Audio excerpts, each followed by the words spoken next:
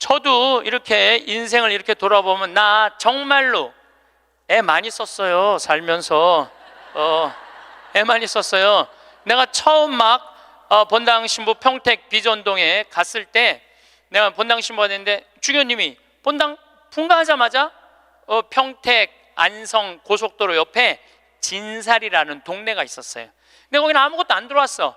성당 분가하라고 명령이 떨어졌어요.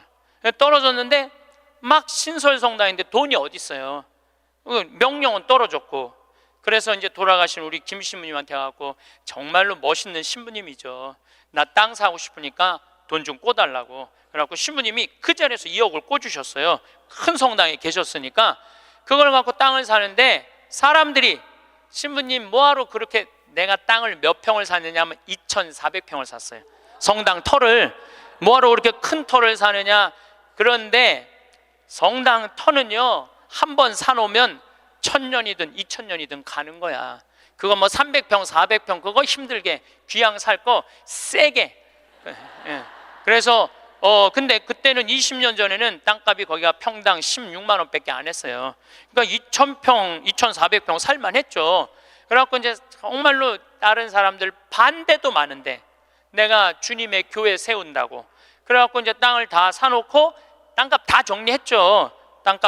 그런데 20년이 지난 지금 그 성당은 2,400평이니까 공원이야, 공원. 성당이. 그리고 그 근처에 아파트가 다 들어와 갖고 그건 너무너무 좋다는 거예요. 그런데 지금 그 성당의 교우들이 내가 그렇게 마음고생해서 땅 산 거 알 것 같아요? 모를 것 같아요? 몰라요. 알 수가 없어요. 그러면은 내가 그 진사리 교우들 내가 그렇게 힘들게 땅 사고 신축하라고 돈도 7억씩이나 줬는데 땅값 다 주고 돈도 다 줬는데 그거 모른다고 내가 원망한들 그 내가 어리석은 거예요? 모르는 사람들이 어리석은 거예요? 내가 어리석은 거예요. 그런데 저는 그런 생각해요. 야 창현아 너 정말로 애 많이 썼다. 그렇게 좋은 성당터 사갖고 아무도 모르고 누구만 알아? 나만 알아. 그럼 누가 위로해줘야 돼? 내가 위로해줘야 돼요. 그 내가 두 번째 성당은 능평이라는 성당 갔는데 성당 터를 딱 받았는데 600평 터를 받았는데 길이 없는 땅을 산 거야. 뭔가 잘못돼 갖고 거기다 성당을 지으려고 그러니 교우들이 너무너무 마음이 아픈 거예요. 그래서 또 내가 또 한 성질 하거든요. 교구청에 뛰어 올라가갖고 길도 없는 데다 분가를 하고 이게 뭐냐 해갖고 난리를 쳐갖고 돈을 받아갖고 그 능평성당도 2,400평을 샀어요. 제가 15년 전에 능평성당에. 그래서 요즘은 그 동네가 땅값이 뛰어갖고 뭐 수백만 원이래 평당. 근데 2,400평을 그때 샀으니까 참. 그런데 그거 지금 그 능평성당 교우들이 내가 그렇게 마음고생하면서 산 거 알 것 같아? 모를 것 같아요? 몰라. 모르는데 그거 모른다고 내가 섭섭하다고 그러고 내가 고생한 거 아무도 알아주는 사람 없다고 그렇게 남 원망만 하면 내 자신이요 웃기지도 않는 거예요. 내가 하느님의 교회, 하느님의 땅, 그리고 내가 땅을 삼으로 해서 수많은 교우들이 10년, 15년 지난 그 교우들이 거기서 행복공원 같은 성당에서 사면 그걸로 됐지. 남이 굳이 알아줘야 돼? 그렇지 않아요? 대신 나는 나한테 이런 말을 해요. 너 참 기특하다. 너 정말 기특하다. 또 제가 강원도 평창에 저는 수원교구 신부예요. 평창은 원주교구 소속이에요. 근데 거기다가 우리 교우들도 이제 좀 가서 쉴 수 있는 공간이 필요하다. 그래갖고 20년, 그것도 20년 전부터 제가 시작한 일이에요. 막 뛰어다니면서 거기다 집 지으려고 그럴 때 수많은 사람들이 반대했어요. 수많은 사람들이 누가 거기까지 가냐. 그 많은 돈을 들여서 왜 거기다 집을 줘놓으려고 그러느냐. 뭐 정말로 칭찬보다는 욕을 훨씬 많이 들었어요. 근데 지금은 올 연말까지도 피정이 끝나고 내년 10월 달까지 예약이 끝났대. 내년 10월 달까지. 그러니까 이 얘기 무슨 얘기냐 하면 교우들이 이제는 쉬고 싶은 거야. 쉬고 싶은데 그런 쉴 수 있는 공간이 필요하다는 것을 나는 아는 거고 내가 느낀 거야. 아무도 칭찬해 주는 사람 없고 함께 해 주는 사람 없어도 내가 열심히 해갖고 우리 교우들한테 휴식 공간을 제공해 줬어요. 제공해 줬으면은 그걸로 족한 거야. 남이 나를 알아주지 않아도 스스로 원망하지 않고 그걸 즐길 줄 아는 사람이, 이 공자님이 그런 사람이 군자라고 그래요. 저는 뭐 군자까지는 아니더라도, 제가 지난 3월 달에 대구에 강의를 갔어요. 근데 거기 본당 신부님이 프란치스칸이었어요. 프란치스칸. 오늘처럼 날씨가 엄청 추웠어요. 근데 신부님이 맨발로 다니더라고. 양말을 안 신고 맨발로. 처음에는 프란치스칸 신부님들이 맨발로 다니는 신부님을 몇 분 봤어요. 정말 이상하더라고요. 그 추운데 맨발로 슬리퍼만 신고 다니는 걸 보니까 이상한데, 전 세계 프란치스칸 신부님들은 다 맨발로 다녀요. 프란치스코 성인, 가난한 성인, 맨발로 다니신 성인, 그걸 본받는다고 맨발로 다니더라고요. 그냥 수단을 입고 맨발로 다니는데 그 추운데 마음이 좀 짠하더라고요. 그런데 이 신부님은 또 성서학 박사야. 또 거기다 맨발로 다니고 있는데 성서학 박사야. 우리 신학 박사들 중에 여러 박사가 있어요. 윤리신학 박사, 교회법 박사, 뭐 무슨 여러 성서 박사들이 있는데 그 중에 박사하기 따기 제일 힘든 게 뭐냐면 성서학 박사예요. 최소한 10년은 걸려요. 성서 박사를 따려면은 히브리어, 히라버, 라틴어, 이탈리아에서 공부하면 이탈리아어, 독일에서 공부하면 독일어, 프랑스에서 공부하면 불어, 영어는 기본적으로 해야 되겠죠. 5개 국어를 해야지 박사학위를 딸 수 있는 거예요. 그래서 여러분들 사실 알고 보면은 다른 박사학위들은 많아도 성서 박사학위를 가지고 있는 신부님들이 그렇게 많지 않아요. 굉장히 어려운 거예요. 이 신부님이 10년 동안 공부를 하고 박사학위를 땄대요. 로마에서. 너무너무 신이 나더래. 이건 정말로 너무 자랑스러운 일 아니에요. 그 어려운 박사학위를 땄으니까. 그래갖고 그냥 내가 같이 공부하던 친구, 신부들, 수도자들이 축하해 줄 줄 알고 기숙사에 막 뛰어 올라갔는데, 나 박사학위 땄다고 뛰어 올라갔는데 아무도 모르더래요. 자기가 박사학위 딴 거를. 왜냐? 자기 공부하기 바쁜데 옆에 있는 사람 박사학위 따는 거 그거 신경 쓸 시간이 없는 거예요. 축하는 하고 싶은데 아무도 자기 박사학위 딴 걸 모르는 거야. 뭔가 좀 기분이 좀 그렇더래요. 근데 이제 기숙사에서 이렇게 이 거울을 딱 이렇게 보는데 자기 모습을 딱 보고, 그래, 내가 나한테 축하를 해줘야 되겠다. 그리고 자기를 꼭 끌어안았대요. 그러면서 이렇게 말했대요. 그 신부님 본명을 내가 좀 바꿀게요. 베네딕토야, 너 정말로 수고 많이 했다. 너 10년 동안 얼마나 애 많이 썼느냐. 그 자기를 이렇게 토닥토닥 거려줬대요. 우리 부관장 신부님도 로마에서 공부하고 온 신부님인데 유학이 얼마나 힘드냐면은 그 뭐 음식이 마저 언어가 제대로 돼. 공부를 이렇게 하다가 보면은 눈물이 그냥 쭈르륵 떨어진대요. 너무너무 힘들어서. 근데 그렇게 박사학위를 땄는데 축하해 주는 사람 하나도 없다고, 나 고생했는데 알아주는 사람 하나 없다고 청승 들고 남 원망한들 남이 알아줘요? 아무도 안 알아줘요. 그러니까 누가 축하해 줘야 돼? 내가 축하해 줘야 돼. 여러분들도 마찬가지예요. 여러분들도 6.25 전쟁 끝나고 난 다음에 똥구녕이 찢어지도록 가난한 시절에 그 힘들게 살아가면서 월세 살면서 정말 돈 아껴갖고 전세로 가고 지금 이렇게 살기 좋은 아파트에 살면서 그 자식들 조금 편안하고 안락하고 쾌적한 데서 좀 살게 해주려고 평생을 애를 썼는데 자식들이 아무도 몰라줘. 그러면은 나 6.25 전쟁 끝나고부터 고생한 거 일일이 매번 얘기해 주면은 그 사람들이 좋아할 것 같아요? 지겨워할 것 같아요? 지겨워해요. 누구만 만족하면 돼? 나만 만족하면 돼요. 그래서 여러분들도 오늘 이후부터 주위 사람들한테 인정받으려고 하거나 이해받으려고 애쓰지 마세요. 누가 이해해주면 돼? 내가 이해해주면 돼. 누가 인정해주면 돼? 내가 인정해주면 돼. 얼마나 속이 편하네요. 그렇죠? 예. 그러니까 나한테 잘해줄 수 있는 사람은 이 세상에 누구밖에 없어? 나밖에 없는 거야. 나밖에.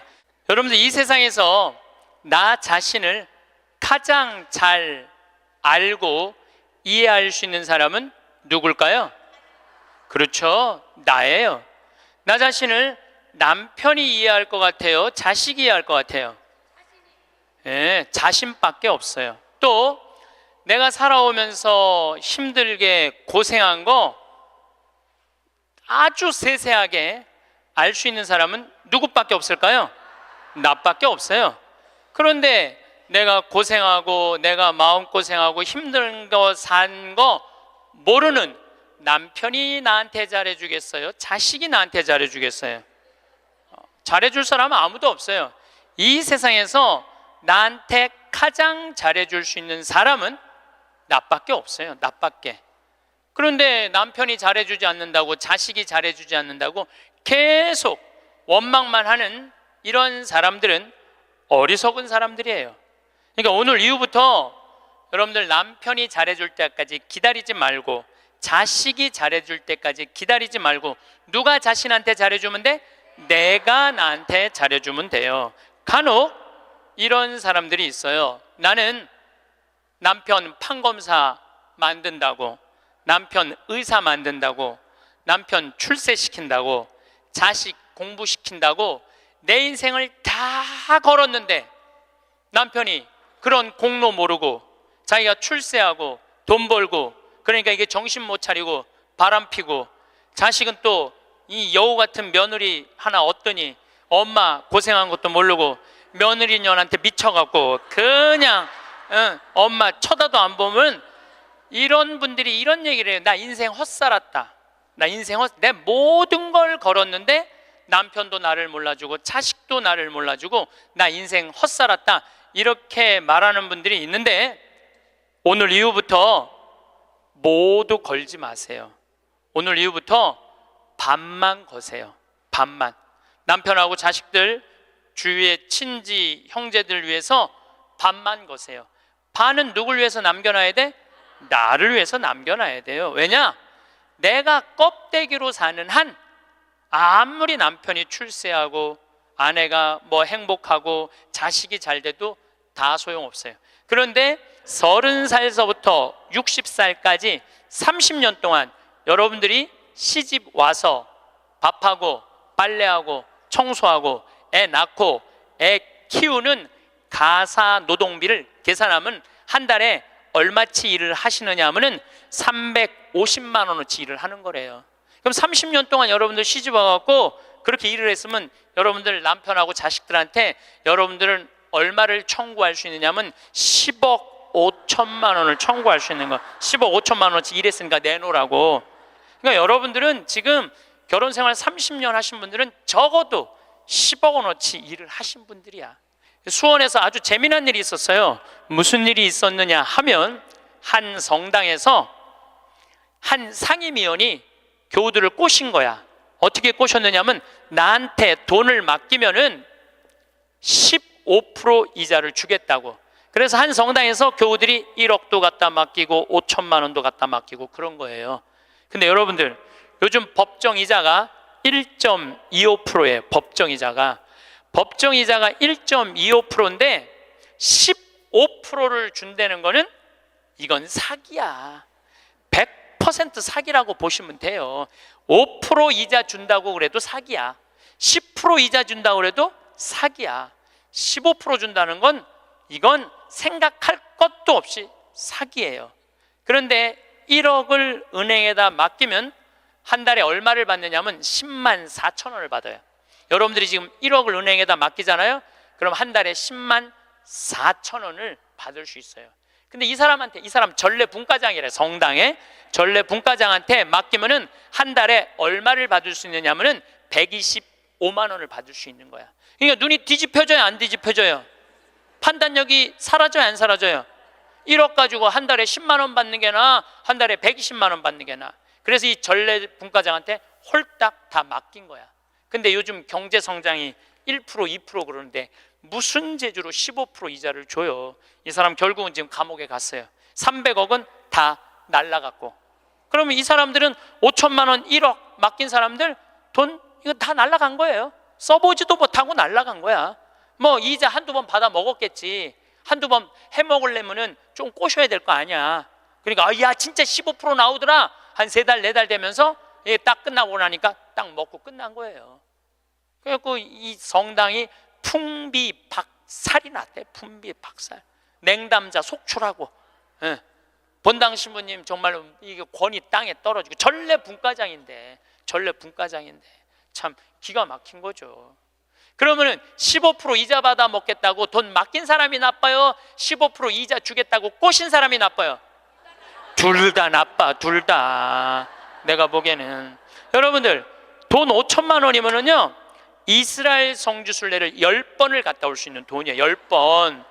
여러분들이 이스라엘 성지순례를 10번을 갔다 오잖아요. 그럼 여러분들은 예수님하고 트고 지낼 수 있어. 트고 지낼 수 있어. 내가 이스라엘 성지순례를 지금 5번 갔다 왔거든요. 그것도 3번은 도보 성지순례로 갔다 왔어요. 이스라엘에서 차 안 타고 다니고 다 걸어 다녔어요. 나자렛에서부터 가나까지 걷는 거예요. 한 20km 돼. 그러니까 성모님, 예수님하고 성모님 가나 혼인잔치 갈 때 성모님 나귀에 태우고 예수님 걸어서 어머니 모시고 그 아마 가까운 친척 됐겠죠. 가갖고 하고 그 다 걸은 거야. 또 가나에서부터 갈릴리아까지 한 40km 돼. 그것도 다 걸었어.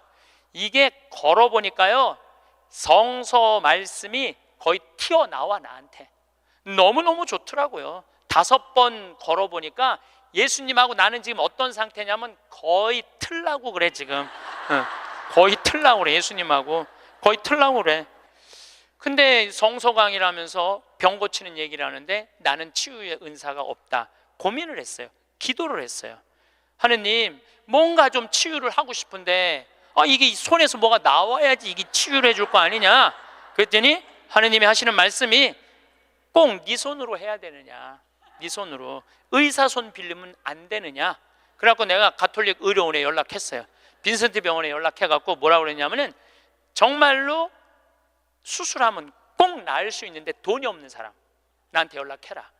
그래갖고 강의 끝나고 난 다음에 강의로 기분 좋으면은 강사료 다 내라. 한 600명 들어오는 데니까 한 600만 원 모아지겠지. 그리고 만약에 모자라면 내 인세 있잖아. 책 파는 거, CD 파는 거. 그게 어마어마하거든요. 그거 뭐 할 거야? 내가 마누라가 있어, 자식이 있어. 그거 해갖고 12명을 선정을 해서 지금 찾고 있어요.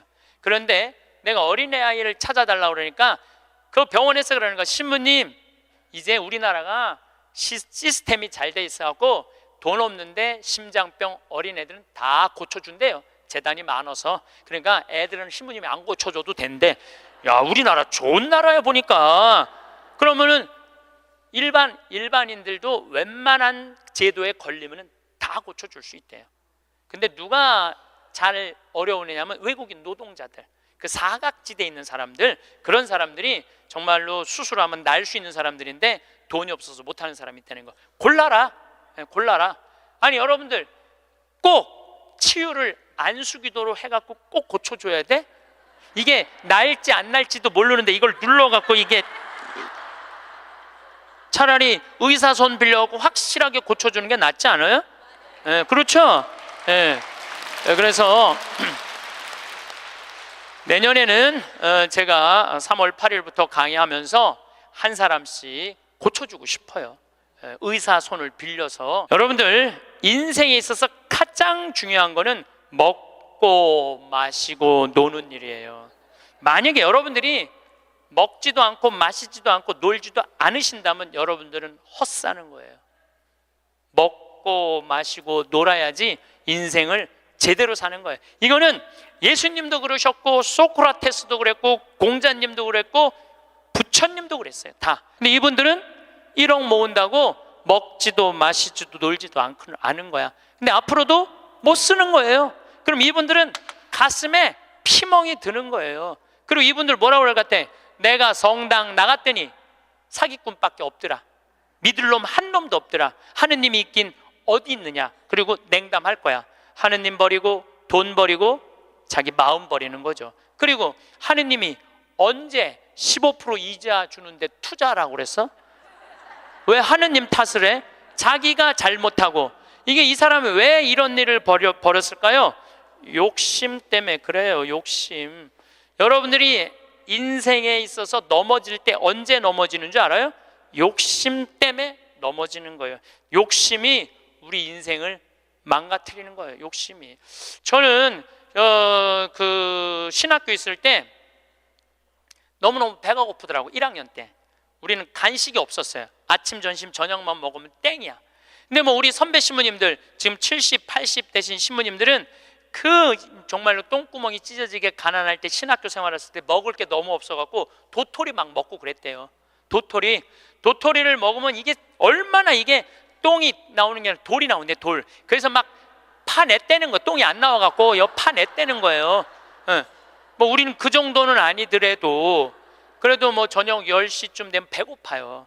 그러니까 외출할 때 뭐를 사갖고 오느냐면은 식빵을 사갖고 와요. 배고플 때 먹으려고 식빵을. 그리고 이제 또 바깥에다 놓으면 얘네들이 왔다 갔다 다 먹어버리잖아, 친구 신학생들이. 그래서 아주 옷장 깊숙이 감춰놔요. 혼자 먹으려고 옷장 깊숙이 감춰놔. 그런데 신학교 생활이 얼마나 바빠요. 이리 뛰고 저리 뛰다 보면은 주일날 사놓는데 수요일날 배고플 때 생각이 나는 거야. 식빵 사다 놓은 게 생각이 나는 거야. 아, 식빵 사다 놨지? 그래갖고 이제 옷장을 딱 열어보면 식빵이, 곰팡이가 들어있는 거예요. 너도 못 먹고 나도 못 먹는 거예요. 그래서 제가 생각을 했어요. 아니, 예수님은 당신의 살도 나눠주는 판국인데 내가 그놈의 식빵 혼자 먹겠다고 혼자 옷장에다 깊숙이 감춰놨다가 곰팡이 들어서 썩어 버리는, 그게 너무너무 내가 한심하더라고요. 그래서 이제 외출해갖고 식빵을 사갖고 오면 친한 친구들을 불러요, 신학생들을. 그래갖고 친구들하고 나눠주는 거, 식빵. 너 3장, 너 3장, 나 3장, 나 4장 이렇게 해갖고 이렇게 서로 나눠 먹어. 나눠 먹고 나면은 그 친구들이 외출하고 돌아오잖아요. 외출하고 돌아오면은 자기네들이 먹을 거 사면 딱 불러요. 나한테 식빵 얻어 먹은 애들은. 그래갖고 또 나눠 먹어. 그래서 신학교 내내 정말로 풍요롭게 살았어요. 넉넉하게, 행복하게. 우리가 재물을 자기를 위해서 쓰는 것도 중요하지만 남을 위해서 쓰는 것도 중요합니다. 우리 직원들이 나한테 와서 그러는 거예요. 날 혼내는 거예요. 신부님도 은퇴해서 돈이 필요하다는 거예요. 신부님도 은퇴해서 돈이 필요하다는 거예요. 아니, 지금이야 신부님 강사료도 많고 인세도 많고 찾아오는 사람도 많고 용돈도 많이 주지만 신부님 은퇴하면 생각하는 사람 아무도 없다는 거야. 찾아오는 사람도 없고 불러주는 데도 없으면 신부님 늙어서 뭐 맛있는 것도 먹고 여행도 다니고 싶은데 돈 없으면 어떻게 하려고 이 돈을 다 써버리느냐고 나를 막 혼내더라고. 직원들이 돈 쓰지 말라고. 나중에 평창 은퇴하고 나면 거기서 돈 많이 행복하게 살려면은, 저는요, 만약에 내가 은퇴했는데 주머니에 돈이 한 푼도 없잖아요. 그럼 난 어떻게 할 거냐면은 사제관에 가만히 앉아 있을 거야. 돈 없는데 어떻게 그냥 사제관에 가만히 앉아 있어야지. 그런데 문제는 20년 후에 돈을 쓰려고 지금 신나는 일이 너무 많은데, 재미난 일이 너무 많은데, 의미 있는 일이 너무 많은데, 그 20년 후에 쓰려고, 그거를 나중에 쓰려고 내가 이걸 가지고 있다면은 나는 그렇게 살고 싶지는 않다는 거예요. 지금 먹고 마시고 쓰고 놀고 나눠줄 거 다 나눠주고 막 쓰다가 70살 돼갖고 은퇴했는데 돈이 없으면 어떻게 해? 가만히 있으면 돼. 그걸 뭐 걱정을 하고 막 혼을 내고 그러더라고 나한테. 그리고 중요한 건 내가 은퇴할 때까지 살지 안 살지 어떻게 알아? 그렇지 않아요? 많은 경우 여러분들도 그런 분들이 있어요. 나중에 쓰려고 지금 한 푼도 안 쓰는 분들 많아. 근데 나중에 언제 어떻게 될 줄 알고 그걸 나중에 쓰려고 지금 안 써. 쓰려면 언제 써? 지금 써요. 보통 여러분들 여행을 다니면은 이 유럽 여행 한번 가면 400만 원 정도 들잖아요. 400만 원 정도 들면은 평생 한 번 가는 거잖아요. 여러분들 자식이 뭐 보내주든 뭐 개를 모았고 가든.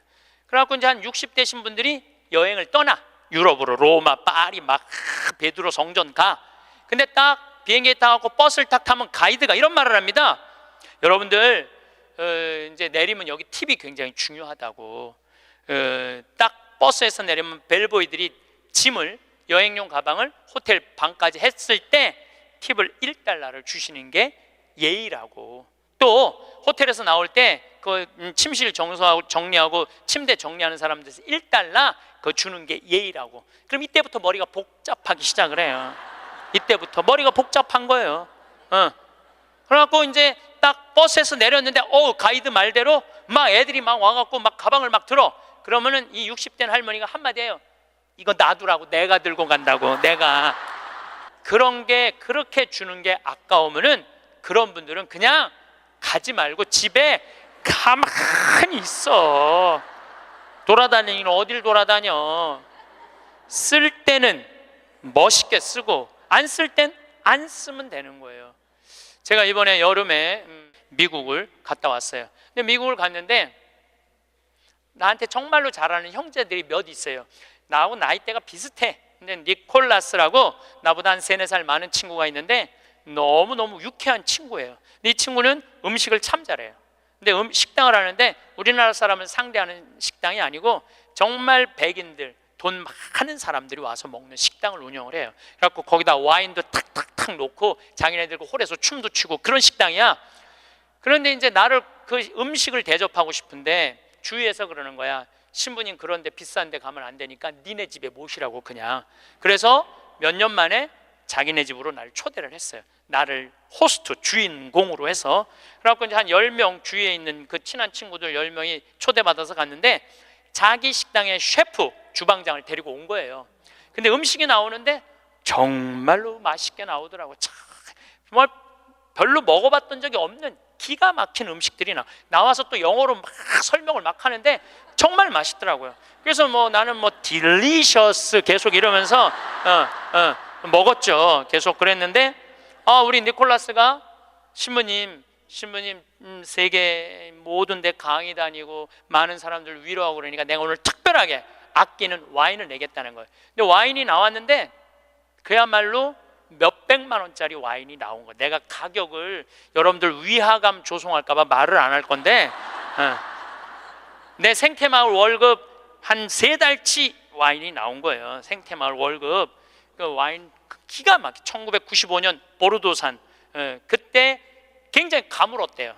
그래갖고 이 포도가 이 흙을 빨아들이는 거야. 땅 힘을. 그 포도로 만든 와인은 가격이 아주 천양지차라는 거예요. 그거를 그냥 열 몇 명이 이렇게 나도 이제 한 잔 반 먹고 고기하고 먹는데 정말로 특별하더라. 그 비싸서가 아니라 우리 니콜라스의 마음이 너무너무 특별하더라고요. 근데 그 다 공짜 아니에요. 공짜잖아요.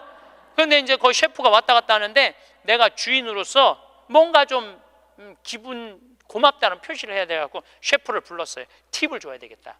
그래서 이제 속으로 고민을 했죠. 가슴이 심장이 쫄깃쫄깃했지. 50달러를 줄까 100달러를 줄까. 그런데 결국은 이제 50달러를 줬어요. 50달러를 딱 줬는데 너무너무 그 백인 셰프가 고맙다고 그러더라고요. 그래서 난 지금 후회돼. 왜 100달러를 못 주고 그걸 50달러밖에 못 줬나. 웬만한 식당에 가서 몇백만 원짜리 와인을 먹는데도 기분 좋게 100달러를 주면 그 니콜라스 사장도 기분 좋고 셰프도 기분 좋고 거기 있는 사람들도요. 내가 딱 멋있게 딱 팁을 주고 하면은요.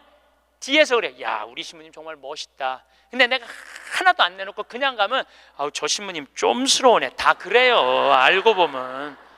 그래서 우리가 인생을 살면서 내가 가치로우려면 내가 벌은 재물을 나눌 줄도 알고 자기를 위해서 멋있게 쓸 줄도 알아야 돼. 근데 만약에 여러분들 돈이 없으면 여러분들 어떻게 하면 되냐면 집에 가만히 있으면 돼. 그것도 결코 슬픈 거는 아니에요. 3년에 걸쳐서 강의 주제가 참 재밌어요. 2년 전에는 죽음 껴안기, 작년에는 삶 껴안기, 올해는 자신 껴안기예요. 이게 무슨 얘기냐 하면 잘 죽으려면 잘 살아야 돼요. 잘 살려면은 자신한테 잘해줘야 돼요. 아주 단순해요. 그러면은 자신한테 잘해주려면은 첫 번째 전제 조건이 있어요. 내가 누군지를 알아야 돼. 내가 누군지. 여러분 요즘 텔레비전 보면은 인문학 특강 그러죠? 뭐 한 2010년부터 인문학 특강 열풍이 불었어요. 근데 그 인문학 특강의 주제는 이 세 가지예요. 자신 껴안기, Who am I? 내가 누구냐? 내가 누구냐를 질문할 줄 알아야 돼요. 여러분들 60평생 살면서 내가 누군지 모르고 살아간다면 그건 참 답답한 인생이에요. 소크라테스는 뭐라고 그랬어요? 너 자신을 알라라고 그랬죠?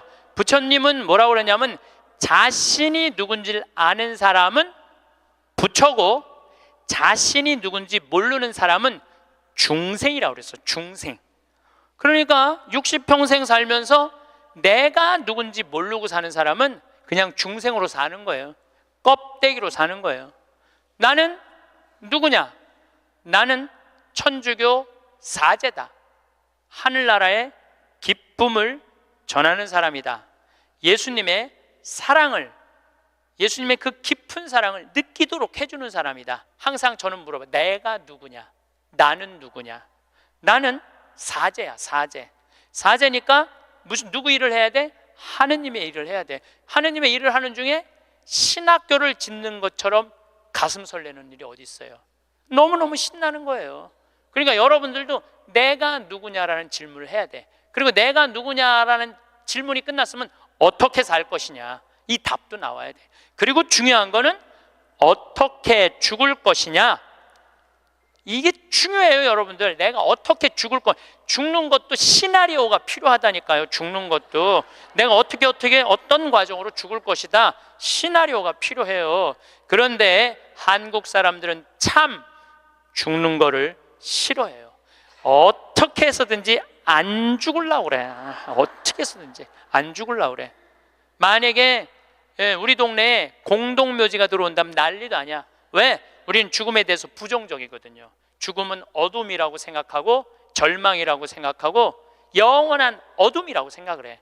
그러니까 만약에 우리 동네에 공동묘지가 들어온다 그러면은 난리도 아니야. 이건 뭐 막 이 결사반대 막 그냥 어떻게 결사반대 깨물어 갖고 막 결사반 6.25는 난리도 아니야.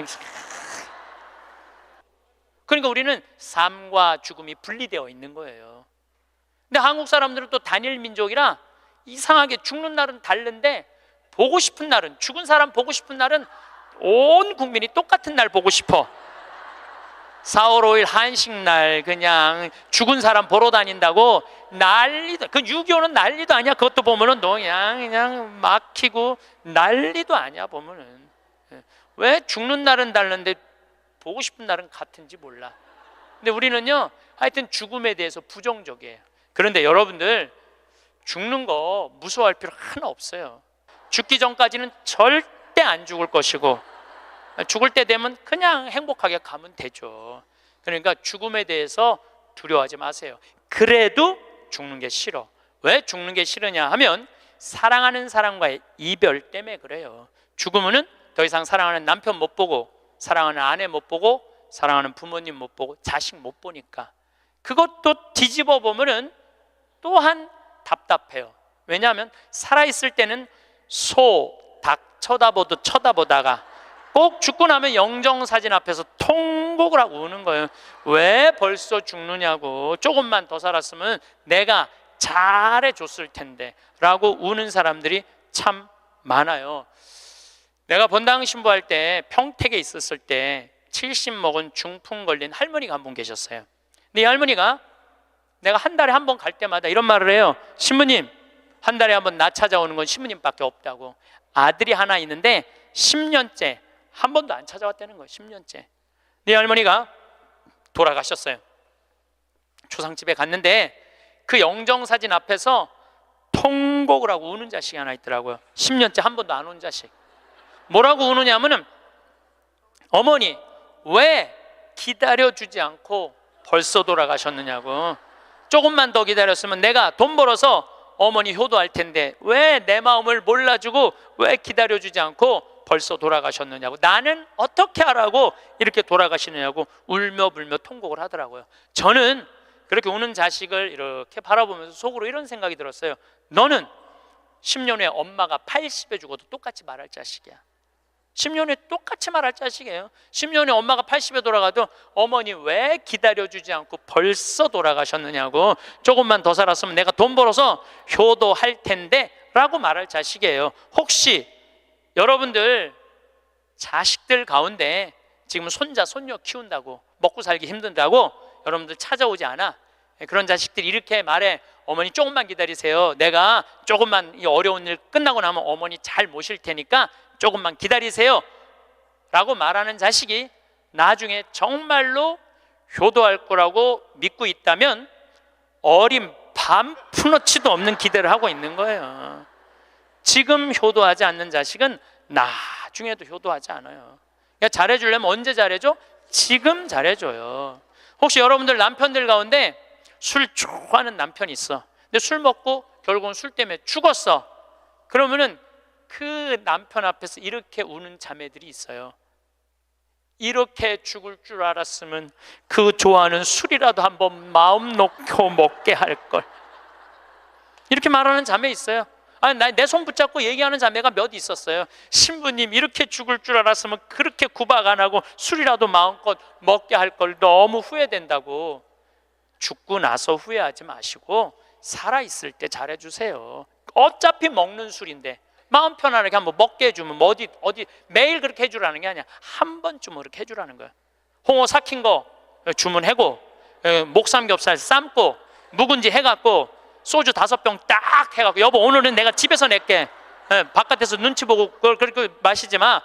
그런데 남편이 세상을 떠났잖아요. 그럼 여러분들이 이렇게 말할 수 있어요. 적어도 여보 내가 마지막에 이별주 한번 근사하게 대접했지. 당신 잘 가. 이런 말 할 수 있어요. 근데 한 번도 그런 멋있는 대접을 안 한 사람은요 한이 돼요. 한이. 그러니까 잘해주려면 언제 잘해줘?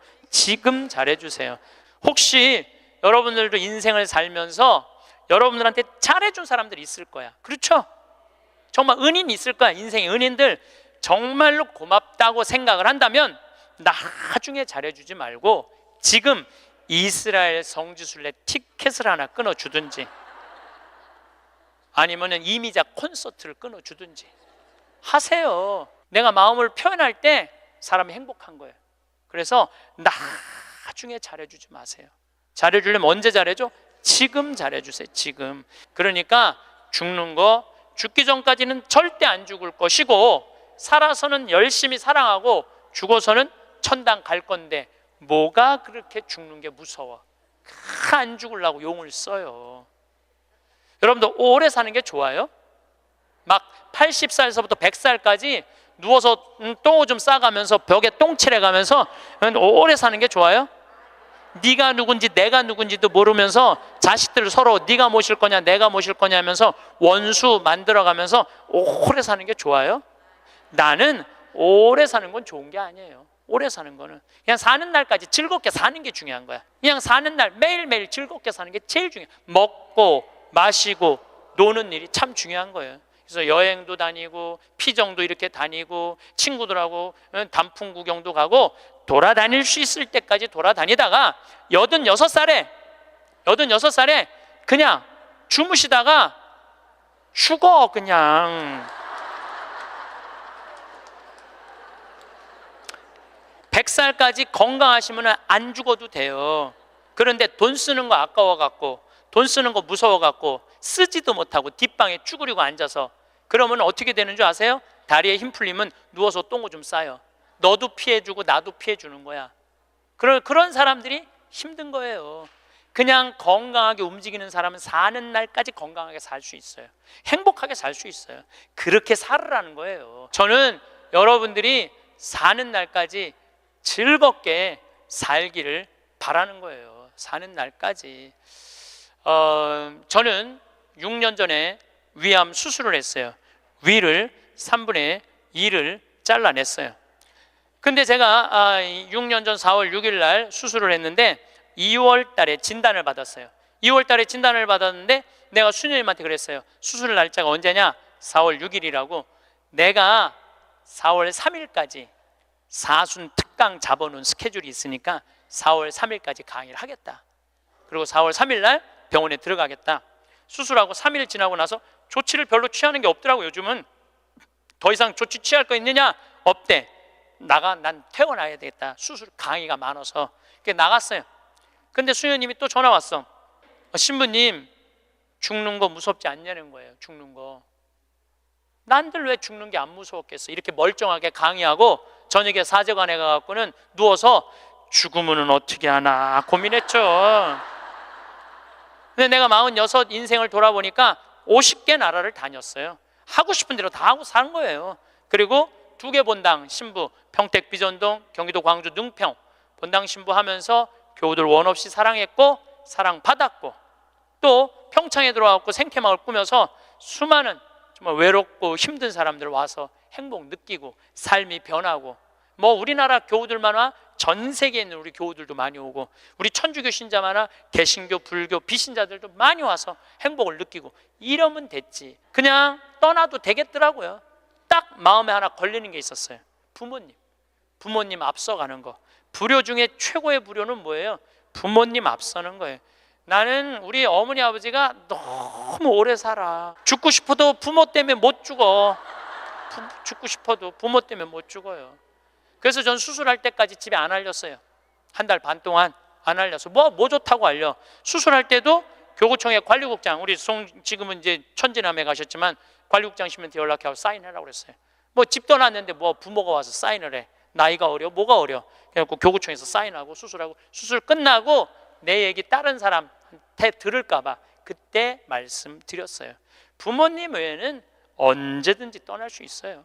여러분들도 떠날 준비를 하셔야 돼요. 그래서 여러분들, 제가 요즘 이 강의 때문에 자료를 좀 보니까 참 중요한 얘기예요. 여러분들 자식들하고 나 의식이 없으면은 어떻게 하라고 얘기해 줘야 돼요. 이따가 죽었어. 그러면은 어떤 자식은 수술을 해야 된다, 어떤 자식은 그냥 놔두자, 이러면서 자기네들끼리 또 싸워. 그래서 아까 말씀드렸듯이 죽음에는 시나리오가 필요해요. 내가 어떤 과정으로 죽어갈 것이냐. 그래서 여러분들 죽음의 문제만 해결되면요, 사는 문제도 그렇게 어렵지 않습니다. 제가 마지막 아름다운 노년을 위해라는 글을 마침 기도로 바치겠습니다. 성부와 성자와 성령의 이름으로. 우리는 살아오다 어느 날 문득 노년을 보내고 있는 자신을 발견하게 된다. 머리카락은 희끗희끗 반백이 되어 있고 생각과 말과 몸은 마음같이 움직이지 않고, 자신보다 훨씬 커버린 자녀들은 사회인이 되었고, 영원히 함께 있을 것 같았던 그들이었건만 이내 하나둘 우리들의 품을 떠나가며 어느새 결혼을 하여 아빠 엄마가 되어 있다. 100년을 함께 살자고 맹세했던 부부는 오랜 세월을 살아오면서 어쩔 수 없이 늙어가는 서로를 바라보며 노년을 보낸다. 가족을 너무 의지하지 마라. 그렇다고 가족의 중요성을 무시하라는 것은 아니다. 움직일 수 있는 한 나 아닌 다른 사람을 의지하는 건 절대 금물이다. 자신의 노년은 그 어느 누구도 대신해 주지 않는다. 당신이 진정으로 후회 없는 노년을 보내려거든 자신의 것을 스스로 개발하고 스스로 챙겨라. 그리고 반드시 한두 가지의 취미 생활을 가져라. 산이 좋으면 산에 올라 세상을 한번 호령해보고, 물이 좋으면 강가에 앉아 낚시를 해라. 운동이 좋으면 어느 운동이든 땀이 나도록 하고, 책을 좋아하면 열심히 책을 읽고 글을 써라. 자식들에게 너무 기대하지 마라. 자식에게서 받은 상처나 배신감은 쉽게 치유가 되지 않기 때문이다. 부모를 만족시켜주는 자식은 그렇게 많지 않다. 기대가 큰 자식일수록 부모의 마음을 아프게 한다. 악처가 효자보다 낫다는 옛말은 참고할 만하니 식어가는 부부간의 사랑을 되찾아 뜨겁게 하라. 그리고 이 나이는 사랑보다 겹겹이 쌓여진 묵은 정으로 서로의 등을 씻어주며 사는 것이 아니겠는가. 살아오면서 참 많은 일이 있었습니다. 누군가의 하루를 챙기느라 정신없이 달려왔습니다. 그렇게 하루하루를 보내다 보면 어느새 해가 지고 계절이 바뀌고 한 해가 또 저물어 갑니다. 그런데 문득 이런 생각이 듭니다. 내가 이렇게 애썼는데 누군가는 알아주고 있을까? 내가 이만큼 했으면 조금은 인정받아도 되지 않을까? 그러나 돌아오는 건 침묵이거나 때로는 더 많은 요구뿐입니다. 그럴 때면 마음 한편이 텅 비는 것 같습니다. 내가 뭘 위해 이렇게 살았나 싶고 내 삶이 누구를 위한 것이었나 하는 허탈함이 밀려옵니다. 우리는 살면서 참 많은 것을 바쳤습니다. 내 시간을, 내 에너지를, 때로는 내 꿈까지도 누군가를 위해 내어주었습니다. 그것이 당연하다고 생각했고 그렇게 사는 것이 옳다고 믿었습니다. 하지만 어느 순간부터 마음 한구석이 무너지기 시작합니다. 내가 이만큼 했는데 왜 아무도 몰라주는 걸까? 내가 이렇게 희생했는데 왜 아무도 고맙다는 말 한마디 없는 걸까? 그런 생각들이 쌓이고 쌓여 결국 마음은 지치고 맙니다. 그래서 이제는 생각합니다. 이제는 타인의 시선이 아니라 내가 나를 안아줄 때가 되었다고 말입니다. 우리는 너무 오래 타인의 인정을 기다리며 살아왔습니다. 가족이 고마워하기를, 주변 사람들이 알아주기를, 누군가 한 번쯤은 수고했다는 말을 건네주기를 바라며 하루하루를 견뎌왔습니다. 하지만 진실은 이렇습니다.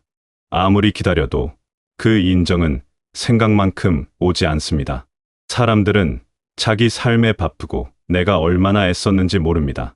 아니, 알아도 그저 당연하다고 여길 때가 많습니다. 그래서 우리는 자꾸 실망하게 되고 그 실망이 쌓여 마음은 점점 무겁고 지쳐갑니다. 그런데 여기서 중요한 것이 있습니다. 나의 수고를 가장 깊이 아는 사람은 바로 나 자신이라는 사실입니다. 내가 얼마나 힘들었는지, 얼마나 참았는지, 얼마나 많은 것을 포기했는지를 가장 잘 아는 사람은 다름 아닌 나입니다. 밤새 뒤척이며 고민했던 순간들, 눈물을 삼키며 웃어야 했던 순간들, 아프지만 내색하지 못했던 순간들을 모두 기억하고 있는 사람은 나입니다. 그렇다면 이제는 나 스스로에게 말해줄 때가 되지 않았을까요? 정말 애썼다고, 충분히 잘해왔다고, 이만하면 훌륭하다고 말입니다. 타인의 인정에 기대는 순간 우리는 스스로를 남의 손에 맡기는 것과 같습니다. 남이 인정해주면 기쁘고, 남이 무시하면 슬프고, 남이 칭찬하면 자신감이 생기고, 남이 비난하면 무너집니다. 이렇게 살다 보면 내 감정의 주인이 나 자신이 아니라 다른 사람이 되어버립니다. 그것은 참으로 불안한 삶입니다. 남의 기분에 따라, 남의 평가에 따라 흔들리는 삶. 그런 삶은 결코 평화로울 수 없습니다. 그러나 진정한 위로는 밖이 아니라 안에서 시작됩니다. 내가 나를 인정하고 내가 나를 다독일 때 비로소 마음은 따뜻해지고 삶은 조금 더 견딜만해집니다.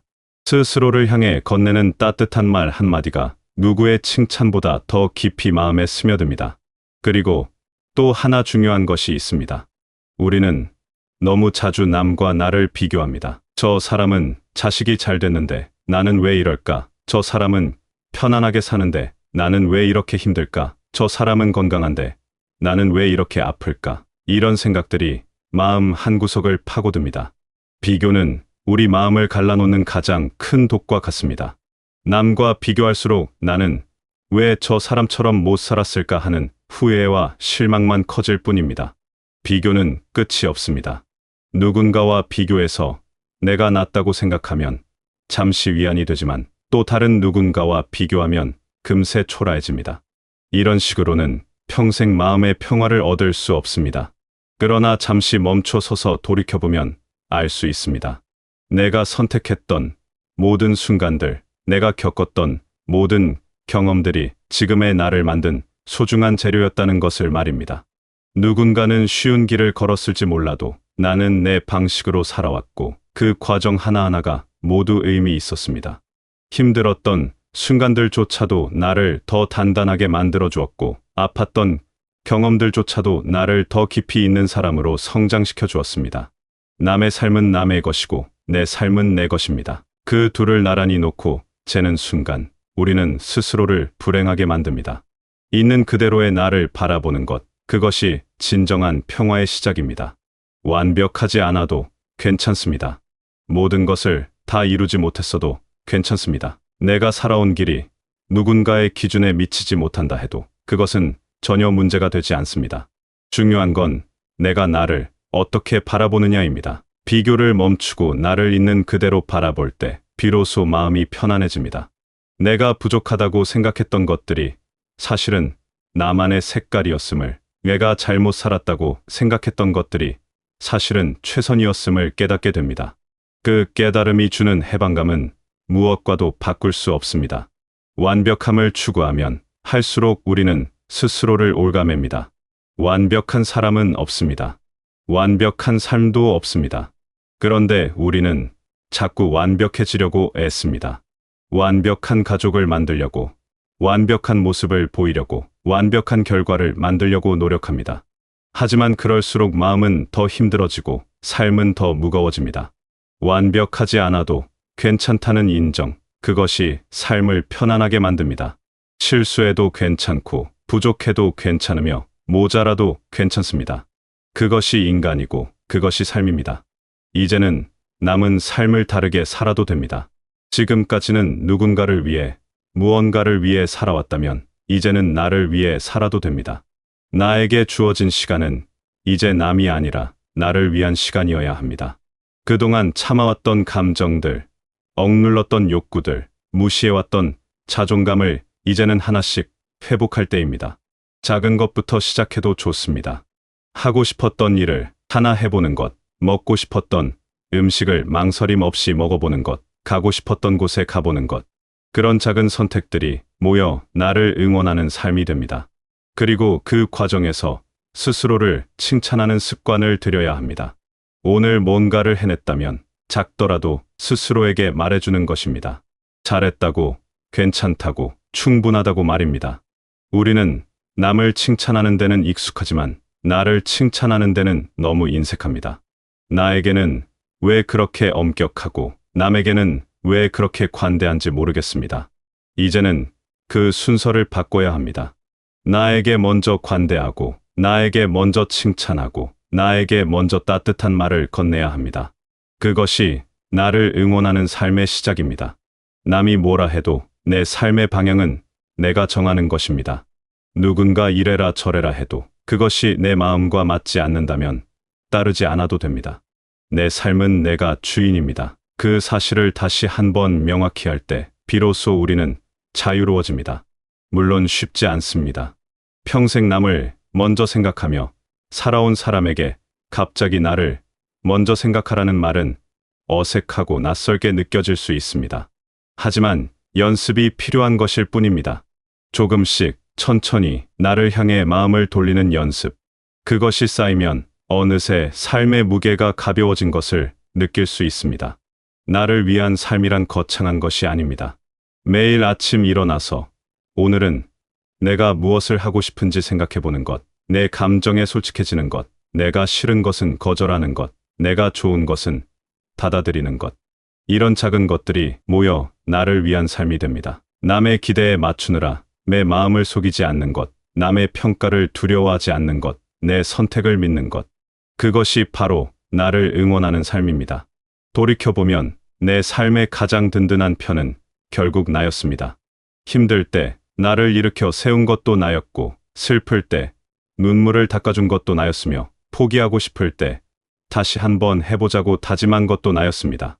그렇게 나는 나 자신과 함께 여기까지 왔습니다. 그 사실만으로도 충분히 감사할 일입니다. 지금까지 살아온 길을 인정하고 스스로에게 감사할 때 우리는 비로소 진정한 평화를 느낄 수 있습니다. 남이 몰라줘도 괜찮습니다. 내가 나를 알아주면 충분합니다. 남이 인정하지 않아도 괜찮습니다. 내가 나를 인정하면 그것으로 충분합니다. 남의 시선 속에서 살던 삶을 벗어나 내 마음 속에서 살아가는 삶으로 옮겨갈 때 비로소 우리는 자유로워집니다. 그 자유가 주는 평화는 무엇과도 비교할 수 없을 만큼 소중합니다. 이제는 남을 위해 사는 삶에서 나를 위해 사는 삶으로 전환할 때입니다. 그것은 이기적인 것이 아닙니다. 그것은 당연한 권리입니다. 나를 사랑하고 나를 돌보는 것은 누구에게나 필요한 일입니다. 우리는 그동안 그 일을 너무 소홀히 해왔습니다. 이제는 나에게 집중할 때입니다. 나를 위해 시간을 쓰고, 나를 위해 에너지를 쏟고, 나를 위해 선택하는 것. 그것이 앞으로 살아갈 삶의 방향이어야 합니다. 그렇게 살아갈 때 삶은 더 가볍고 자유로워집니다. 더 이상 남의 눈치를 보지 않아도 되고, 더 이상 남의 기대에 맞추지 않아도 되며, 더 이상 남의 인정을 기다리지 않아도 됩니다. 그저 나로 존재하는 것만으로 충분합니다. 내가 나를 사랑하고, 내가 나를 존중하고, 내가 나를 아끼는 것. 그것이 가장 중요한 일입니다. 그 일을 해내는 순간 우리는 진정으로 행복해질 수 있습니다. 여러분은 지금까지 정말 잘 살아오셨습니다. 그 누구도 인정하지 않더라도 여러분 스스로는 그 사실을 알고 계셔야 합니다. 힘든 순간마다 이겨내셨고, 어려운 상황마다 헤쳐나오셨으며, 지치는 날에도 다시 일어나셨습니다. 그 모든 것이 대단한 일입니다. 이제는 그 수고로움을 스스로에게 인정해 주시고, 스스로를 향해 따뜻한 말을 건네주시길 바랍니다. 여러분은 충분히 잘하고 계십니다. 그리고 앞으로도 여러분은 여러분 자신의 가장 든든한 응원자가 되어 주시길, 가장 따뜻한 위로자가 되어 주시길, 가장 확실한 편이 되어 주시길 바라겠습니다.